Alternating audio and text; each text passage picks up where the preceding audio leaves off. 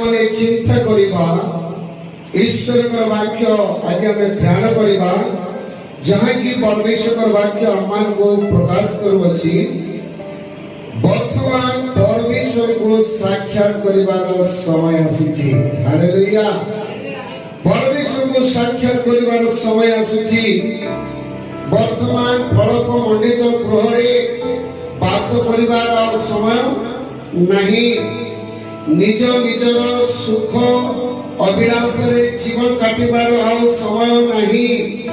ବର୍ତ୍ତମାନ ସମୟରେ ଆମମାନେ ଈଶ୍ୱରଙ୍କୁ ସାକ୍ଷାତ କରିବାର ସମୟ ଆସିଅଛି। ହାଲେଲୁୟା।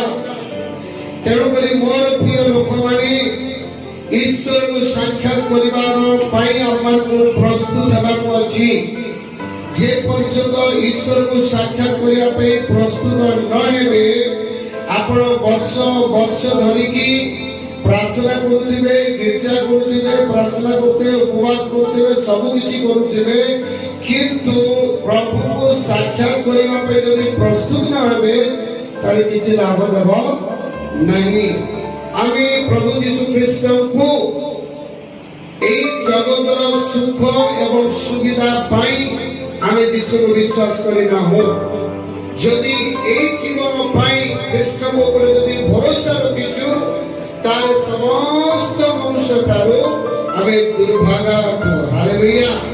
ତେଣୁ এই ଜୀବନ ପରେ ଆଉ ଗୋଟେ ଜୀବନ ପରମେଶ୍ୱର ଆମମାନଙ୍କୁ ଦେଇଛନ୍ତି। ହାଲେଲୁୟା। ସେଇ ଜୀବନ ପାଇଁ ଆମମାନଙ୍କୁ ପ୍ରସ୍ତୁତ ହେବାକୁ ପଡ଼ିବ।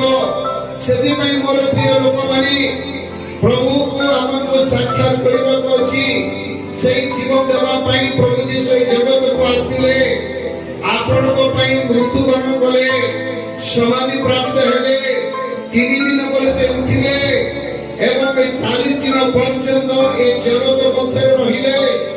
ଆଉ ସେ ସ୍ୱର୍ଗାରୋହଣ କଲେ ଏବଂ ପୁନର୍ବାର ସେ ଆଗମନ କରିବାକୁ ଯାଉଅଛନ୍ତି। ହାଲେଲୁୟା। ସେ ଯେତେବେଳେ ଆଗମନ କରିବା ପାଇଁ ଯାଉଛନ୍ତି ଆପଣ ଏବଂ ମୁଁ ପ୍ରଭୁଙ୍କୁ ସାକ୍ଷାତ କରିବା ପାଇଁ ପ୍ରସ୍ତୁତ ହେବାକୁ ଅଛି। ହାଲେଲୁୟା। ଆଉ ପ୍ରଭୁଙ୍କୁ ସାକ୍ଷାତ କରିବା ପାଇଁ ପ୍ରସ୍ତୁତ ହେବାକୁ ଅଛି। ବର୍ତ୍ତମାନର ସମୟ ଆସିଛି ପ୍ରଭୁଙ୍କୁ ସାକ୍ଷାତ କରିବାର ସମୟ।